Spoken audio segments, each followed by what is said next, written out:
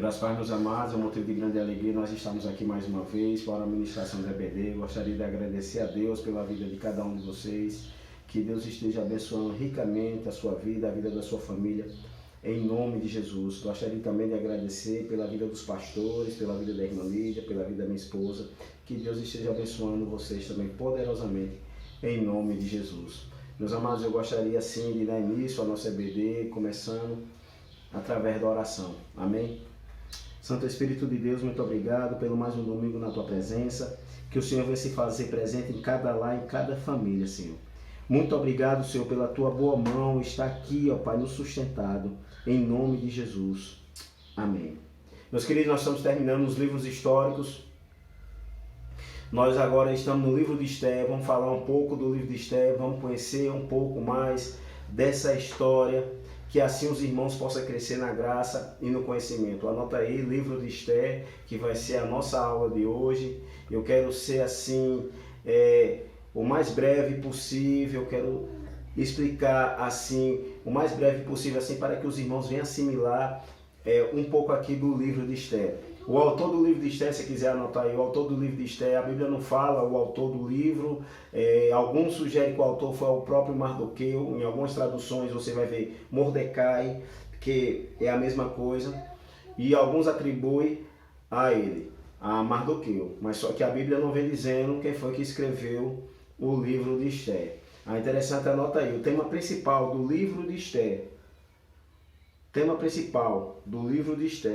é o poder soberano de Deus.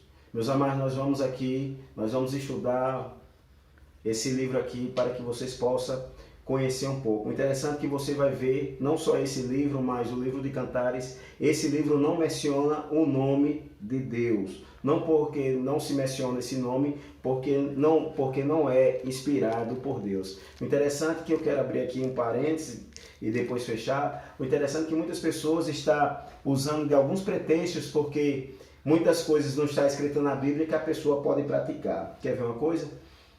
Esse nome Trindade você não vai encontrar na Bíblia. Trindade, você não vai encontrar esse nome na Bíblia. Mas a Trindade existe, ela existe. Aí muitas pessoas, não, mas tem muitos jovens, eu acredito que esse jovem está me assistindo. Você que está pensando em colocar brinco, fazer tatuagem, lembre-se de uma coisa, o seu corpo é templo do Espírito Santo. Aí você deve se perguntar, mas não está na Bíblia, certo? Não está na Bíblia, assim como também não está na Bíblia masturbação, assim também como não está na Bíblia fumar cigarro de maconha ou cheirar cocaína, não está na Bíblia falando nada disso aí, não está falando nada aí, explicitamente assim, você entendeu? Não está falando. Aí quer dizer que eu devo fazer porque não está? Que não está? Então vamos analisar alguns textos. No livro de Deuteronômio, no capítulo 25, fala do ato de se travestir. O que é isso, o ato de se travestir? O ato de se travestir era um homem usar roupas peculiares de mulher. Não só roupas, mas também brincos e adereços de mulher. A Bíblia também não fala em cigarro. O que é que a Bíblia diz também? Que aquele que destruir o templo do Espírito Santo, Deus também o destruirá. A Bíblia não fala de masturbação, mas Jesus ele disse o seguinte: aquele que olha para uma mulher e no seu coração a desejar, você já adulterou com ela. Agora, se você se masturba pensando numa parede, aí você é um cara a ser estudado. Você é uma pessoa a ser estudada. Porque a pessoa quando vai se masturbar pensa numa mulher ou em um homem. Não tem essa palavra, mas é pecado. Você que está pensando em fazer isso, não, mas eu vou fazer uma tatuagem, eu vou fazer um leão, uma cobra, vou fazer um escorpião. Meu irmão, o corpo não é seu. Você é apenas administrador dele. Lá no livro de Levítico, no capítulo 19, versículo 28, fala o seguinte, tem tradução, a tradução NVI fala o seguinte: não fareis tatuagem, em outras traduções fareis, não fareis desenho na carne, porque eu sou o Senhor. Ou seja, o corpo não nos pertence e pertence a Deus. Isso não quer dizer, não está na Bíblia, eu vou fazer. Você tem que tomar muito cuidado. Você quer ver uma coisa? Aí você pensa, pronto, você que está pensando em usar brinco, você pega um brinco e vai para uma entrevista de emprego. O que é que vai acontecer com você? Então vá para um serviço militar. O que é que acontece? Tem uma história aqui do amigo meu que eu não vou citar o nome dele. Quando ele chegou lá na hora lá de tirar a roupa para fazer o exame, quando ele tirou a roupa, o cara mandou foi vestir a roupa. Viste a roupa, seu gibi. Imagina aí, de tanta tatuagem que ele tinha no corpo. Imagina aí você que está pensando em usar. Isso vai de cultura para cultura. Aqui no Brasil nós não usamos essa cultura de usar brinco. E se lembre que você tem que ser diferenciado. Não, eu quero fazer uma aliança com Deus. Para que você quer botar brinco? Para que você quer botar tatuagem? Isso vai lhe edificar em quê? A Bíblia diz que todas as coisas me são lícitas, mas eu não deixarei ser persuadido por nenhuma delas. Hoje a moda é, não vou fazer uma tatuagem, vou usar brinco, daqui a pouco já está usando droga, já está fazendo o quê? O que desagrada a Deus. Você está pensando em fazer isso? Ore e peça a direção do Espírito Santo, que ele vai falar com você, porque ele é o dono do seu corpo e não você. Às vezes você pensa que você é o dono da sua vida. Não, vou botar uma pinça aqui, vou cortar a língua, vou fazer uma tatuagem nos olhos, em todo o meu corpo, e 2 chifres, igual tem um cara aí, uma mulher aí, que parece o diabo. Ele disse que ainda orar a Deus, e Deus falou, não, pode fazer, porque eu amo isso. Imagina aí, misericórdia, eu não sei qual foi o Deus que falou para ele, a não ser o Deus da Bíblia, que o Deus da Bíblia não ia falar nada disso. Amém? Só para os irmãos entenderem aqui, a introdução já foi um pouco pesada, né? Mas eu tenho que falar isso aqui, porque você vai ver todo o livro de Esther, você não vai ver o nome de Deus. Você vai ver o livro de Cantares, você não vai ver o nome de Deus. Isso não quer dizer que esses livros não foram inspirados. Esses livros aqui foram inspirados por quem? Pelo próprio Deus. É por isso que eles estão aqui no cano sagrado, e nós vamos aprender muitas coisas aqui com esse livro. Você vai ver, no capítulo 1, você vai ver o banquete de quem? De Assuero, ou Xerxes, filho de quem? De Dario I. E ele faz um banquete, está lá com seus convidados, e aí já era vários dias, eles já estavam o que aqui? Planejando o quê? Planejando a campanha dele, em quê? Em atacar os gregos, chamado da Batalha das Termópilas, a Batalha de Fogo, onde Xerxes ele perde essa guerra. Ele perde essa guerra para quem? Ele perde essa guerra para os gregos. Meus queridos, não é igual no filme ali não, que só tinha 300 homens, não. Ele perdeu uma guerra para um exército poderosíssimo, que era o exército grego. E aí ele está embriagado, e a mulher Vasti, a rainha, né, estava com as suas mulheres, e ele manda a rainha vir. E o que é que acontece? A rainha ela fala, eu não vou se apresentar como objeto para homem nenhum. E o que é que acontece? O rei ele fica triste, e aí seus conselheiros falam o seguinte, o Senhor tem que destituir a rainha Vasti. A rainha Vasti, ou Vasti, tem que destituir, sabe por quê? Porque assim como ela fez com o Senhor, se o Senhor deixar ela como rainha, as outras mulheres não vão respeitar os seus maridos. De quê? Se a rainha fez isso, as outras mulheres vão fazer da mesma forma. E o que é que acontece? O rei proclama em todo o reino um concurso de beleza. Já pensou, minha amada, você que está aí me assistindo? Passar um ano no spa, assim como a rainha Esther passou juntamente com aquelas mulheres, ó. Imagina, toda mulher recebendo massagem, óleos, perfume, maquiagem, do jeito que você gosta, do jeito que a mulher gosta de ser tratada, hein? A mulher que chega a estar dando risada, assim, que era o sonho dela, mas isso aí, em nome de Jesus, o sonho dela vai ser realizado. A gente passou por um spa, mas só que não foi como ela queria, que ela queria passar o dia todo. Só para os irmãos entenderem, Esther era filha órfã. Era filha de Abiail, era filha órfã. E ela foi criada por quem? Pelo seu primo Mardoqueu. Aí surgiu essa oportunidade. O interessante é que o rei mandou convocar todas as mulheres virgens. Todas as mulheres virgens. E você vai ver aqui, ó, falando nesses 2 personagens principais. Você vai ver falar de Mardoqueu e de Esther. Através da influência desse homem aqui, a nação de Israel não foi exterminada. Judá não foi exterminado. E o que foi que aconteceu? E ele, era um homem que tinha discernimento espiritual, não, Esther, você nasceu para esse fim. Para quê? Para ser rainha. E o que é que acontece? Ela passa todo o tratamento, e o rei escolhe ela como quê? Como rainha dele no lugar de Vasti. Aí você vai ver, ó, no capítulo 2, a partir do versículo 21 em diante, Mardoqueu ele ficava lá na porta lá do palácio, trabalhava para o rei, e ele descobre que 2 eunucos tenta matar o rei e fala para o rei, só para os irmãos entenderem aqui que lá no capítulo lá na frente eu vou voltar a falar sobre isso aqui. tenta matar o rei, e o que é que acontece? Ele fala para Esté, Esté fala para o rei, e o rei descobre que era verdade, e manda executar os dois eunucos. Aí no capítulo 3 você vai ver um homem chamado Amã. Amã odiava Mardoqueu. Amã, você vai ver o Agagita. O que é isso? Ele era amalequita. Os amalequitas eram inimigos do povo de Deus. No capítulo 17 de Êxodo você vai ver a primeira menção dos amalequitas, onde o povo, quando sai do Egito, esse povo, que era um povo nômade que vivia no deserto, atacava os povos dessa forma. E eles atacaram Israel. E por causa dele ali, Deus ele falou, que é riscado o céu a memória de Amaleque. Aí depois você vai ver lá no livro de 1 Samuel capítulo 15, que Saul, ele desobedece essa ordem, que Deus ele mandou destruir todos os amalequitas, onde ele deixa o rei Agag vivo. Aqui você vai ver aqui, esse homem aqui, Amã, ele trava um plano, porque ele praticamente era o segundo no reino. Ele queria que todos se prostrassem. E todos se prostraram diante dele, menos quem? Menos Mardoqueu, porque Mardoqueu só se curvava diante de Deus. Passado disso, Mardoqueu passou a ser odiado por Amã. E o que foi que aconteceu? Ele chega diante do rei, para você ver como é que o diabo ele trabalha. Ele chega diante do rei Amã, dizendo que tinha um povo que era contrário à lei e à fé.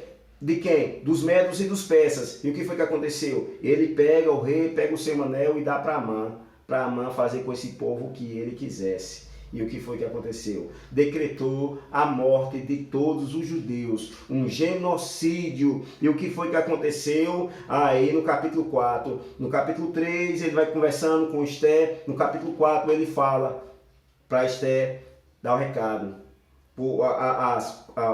As concubinas, ou seja, os eunucos, para dar o recado a Esté. Para entender, os eunucos eram homens castrados que tomavam conta do harém do rei. Ninguém poderia entrar no harém, a não ser o rei. Outra pessoa que entrasse, a punição era a morte. Quem tomava isso, quando você vê essa palavra eunuco, era a pessoa que era castrado. Em uma linguagem mais popular, era a pessoa que era capado, que o rei capava, que não podia fazer mais nada em relação com mulher. E o que foi que aconteceu? Quando ele soube do decreto, ele rasga suas vestes, ele lança sobre cinza sobre ele um sinal de que? De luto, porque o mal já estava em tempo contra não só ele, mas contra o seu povo, e ele chega para Esté, foi para esse momento que você veio para interceder por nós. Ou você pensa, porque você está no palácio, você vai escapar. O interessante é que ela convoca as mulheres, ela convida as mulheres para jejuar 3 dias para entrar na presença do rei. O interessante é que a pessoa que fosse na presença do rei, sem ser chamado por ele, a punição era a morte. O rei ele andava com um cetro de ouro, e se ele estendesse o cetro para a pessoa podia entrar, mas se ele colocasse para baixo, estava dizendo que aquela pessoa ia ser punida com a morte. Aí no capítulo 5, só para os irmãos entenderem aqui, no capítulo 5, Esté, para você ver, essa mulher aqui, meus queridos, ela tinha estratégia. Ela convida quem? Ela convida Amã para o quê? Para o banquete do rei. Você vai ver 2 banquetes que ela faz. Ela aqui fez o primeiro no capítulo 5, aí você vai ver o outro banquete no capítulo 7. Mas no capítulo 6 você vai ver, esse Amã era um cara atribulado. E o que foi que ele fez? Ele fez uma forca de 15 metros de altura. Você vai ver na sua Bíblia aí, 50 côvados, que dá exatamente isso. 15 metros de altura. Era algo exorbitante. E o que foi que aconteceu? A mulher dele, de Amã, você entendeu? Chamada Zeres, dá o conselho para ele. Por que você não faz uma forca de 50 metros para mostrar ao povo quem você é? O mesmo conselho que essa mulher deu, foi o mesmo conselho que Jezabel, lá em 1 Reis, no capítulo 19, dá para Acabe, onde Acabe toma a vinha de Nabote. E o que é que acontece? O fim trágico de todos esses homens aí, porque desobedeceram a Deus. E o que foi que aconteceu? No dia da morte desse homem aqui, Deus muda a sorte. Eu quero dizer algo aqui para você. O nosso Deus é especialista em mudar a sorte. No dia da morte aqui, você vai ver no capítulo 6, que era o dia marcado para Mardoqueu morrer. Deus muda a sorte dele. E você vai ver, ó, no livro das crônicas, o rei está sem dormir e ele manda pegar os livros das crônicas, os livros dos registros, os livros dos memoriais. E começa, o arauto começa a ler ali para ele, o escriba começa a ler para ele aqui. Aí fala do capítulo 2, que Mardoqueu descobriu uma conspiração contra o rei, que o rei ia morrer. E o rei pergunta, e o que foi dado a Mardoqueu? Aí o cara fala, meu rei, não foi dado nada. Aí daqui a pouco quem estava entrando? Amã. E o que é que acontece? Ele pergunta, Amã, o que é que a pessoa vai fazer com uma pessoa que o rei quer honrar? E Amã pensava, você pode ler o texto, Amã pensava que era com ele. Ele, meu rei, a pessoa que o rei quer honrar, dá as vestes reais do rei, o seu cavalo e a coroa.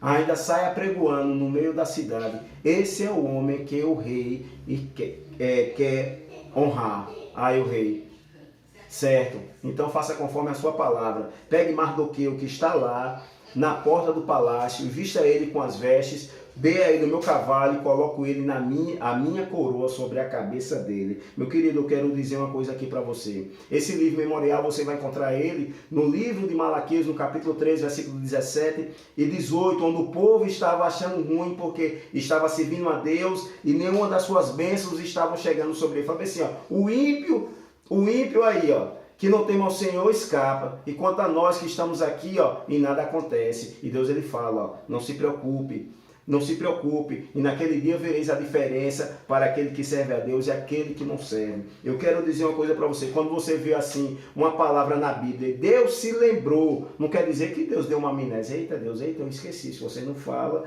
eu tenho esquecido mesmo, deu amnésia, não. Essa palavra lembrança, anote aí, essa palavra lembrança, que Deus ele estabelece para o seu povo, quer dizer o seguinte, o tempo que Deus determinou para a sua bênção chegar sobre a vida do homem. Você vai ver isso lá em Gênesis capítulo 8. E Deus se lembrou de quem? De Noé. De que? Deus tinha esquecido Noé na arca? Não, Deus se lembrou de Noé. E Deus se lembrou de Ana, 1 Samuel capítulo 1. Capítulo 1, você vai ver lá, e Deus se lembrou de Ana, e Deus vai se lembrar de você. O tempo da sua bênção, meu querido, minha querida, vai chegar sobre a sua vida, em nome de Jesus. Eu creio nisso até o pó. Eu creio nisso. O tempo de Deus vai chegar na sua vida. O Kairos de Deus vai chegar na sua vida. Assim como chegou na vida de Mardoqueu. Esse homem aqui, ó, imagina aí, Amã saiu envergonhado para a sua casa. Sabe qual foi o conselho da mulher dele? Você já começa a cair diante de Mardoqueu. Meu querido, pode se levantar o inferno contra a sua vida, não vai prevalecer, porque maior é aquele que está com você. A peleja não é sua, e sim do Senhor vosso Deus. Todas as coisas estão no controle de Deus. Não tenha medo do inimigo. Aquele que é nascido de Deus, o maligno não toca. O maligno não vai tocar na sua vida. O maligno não vai tocar na vida do seu filho. Não vai tocar na vida do seu marido. O maligno não vai tocar na vida daqueles que são seus. Daqueles que você tem orado. Porque Deus é contigo. Porque Deus é com você. Assim como foi com Mardoqueu, Deus vai ser com você. Aí no capítulo 7, você vai ver, ó, quando Amã chega na casa dele envergonhado, que a esposa dele fala isso, já chegou a rainha já está te chamando lá pro banquete. Quando Amã chega lá, pai, o rei pergunta para Esther, me peça até a metade do meu reino que eu te darei, o que é que você quer? Ela, não, meu senhor, a única coisa que eu só quero é a minha vida, porque eu e o meu povo nós fomos vendidos e destinados à morte. E quem foi esse homem que decretou isso? Esse homem foi Amã. Imagina aí, meu querido. Amã foi desmascarado na frente do rei. Ele era um conspirador, um traidor. E nisso o rei saiu. O interessante é que você vai ver que ele caiu sobre o divã. Ou seja, quando o rei saía, outra pessoa, o convidado que tivesse com ele, tem que sair. Não podia ficar com a pessoa. E diz que quando ele caiu sobre o divã, o rei interpretou que ele queria o quê? Forçar a sua esposa, ou seja, estuprá-la. Você vai ver aqui. E o rei fala sobre isso aí.